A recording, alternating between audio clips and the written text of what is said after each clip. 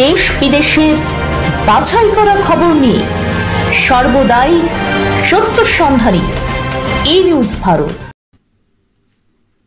নমস্কার, ই নিউজ ভারতে আপনাদের সকলকে স্বাগত। শুরু করছি ওয়েদার আপডেট। ভ্যাপসা গরমে নাজেহাল অবস্থা দক্ষিণবঙ্গবাসীর। তবে এবার দক্ষিণবঙ্গের বাসিন্দাদের জন্য সুখবর শোনালো হাওয়া অফিস। ফের একবার দক্ষিণবঙ্গের জেলাগুলিতে ঝড় বৃষ্টির সম্ভাবনার কথা জানিয়েছে আবহাওয়া দপ্তর। পশ্চিমের কয়েকটি জেলার তাপপ্রবাহের পূর্বাভাস থাকছে, তবে এরই মধ্যে ঝড় জলের পূর্বাভাস দক্ষিণবঙ্গে।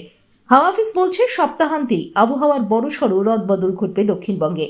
2 চব্বিশ পরগনা, 2 মেদিনীপুর, হাওড়া, হুগলি, পুরুলিয়া, বাঁকুড়া, বীরভূম, 2 বর্ধমান, ঝাড়গ্রাম, মুর্শিদাবাদ, নদিয়া সহ দক্ষিণবঙ্গের প্রায় সব জেলাতেই আগামী রবিবার থেকে ঝড় বৃষ্টির সম্ভাবনার কথা জানিয়েছে আবহাওয়া দপ্তর। আশা করা যাচ্ছে এই ঝড় বৃষ্টির জেরে দক্ষিণবঙ্গের জেলাগুলিতে ভ্যাপসা গরম থেকে মুক্তি মিলবে এবং তাপমাত্রা খানিকটা কমবে।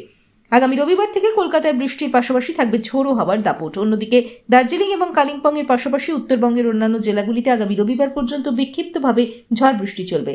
কোনো কোনো জেলায় বজ্রবিদ্যুৎ সহ বৃষ্টির সম্ভাবনা রয়েছে। আজ কলকাতায় আংশিক মেঘলা আকাশ। আজ কলকাতা ও তার পার্শ্ববর্তী অঞ্চলে দিনের সর্বোচ্চ তাপমাত্রা 36 ডিগ্রি সেলসিয়াস, সর্বনিম্ন 28 ডিগ্রি সেলসিয়াস। বাতাসে আপেক্ষিক আর্দ্রতার পরিমাণ 62%।